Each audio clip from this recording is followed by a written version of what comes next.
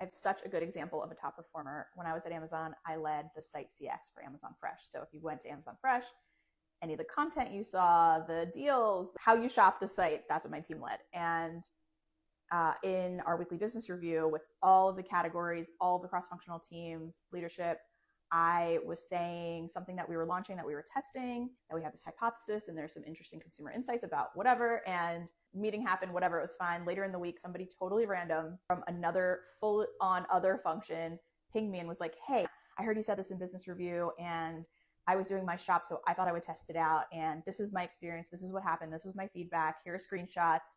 And I also had my friend test it and they thought they saw this instead. And we were chatting about it and here's our feedback. Just totally unprompted, proactively sent that to me. What an owner, right? Like that person was listening. They were connecting the dots between what I said and their shopping experience. They encountered it and then they proactively and very comprehensively sent me screenshots and feedback on the thing that I was calling out in business review. They are thinking like an owner. You're thinking bigger than your lane.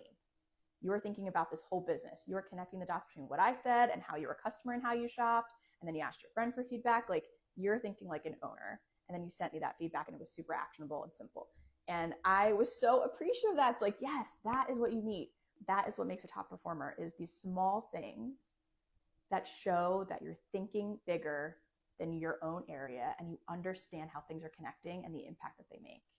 These are the things that separate just a normal performer from a top performer. Last chance to come join our webinar, Thursday, November 20th, 3 p.m. Eastern. Me and my friend and former coworker at The Gap, Sonia Gupta Anand, we're going to be co-hosting this webinar on how to be a top performer in the AI era. We're going to talk about how work has been changing and what it means for the skill sets that you need to be a top performer.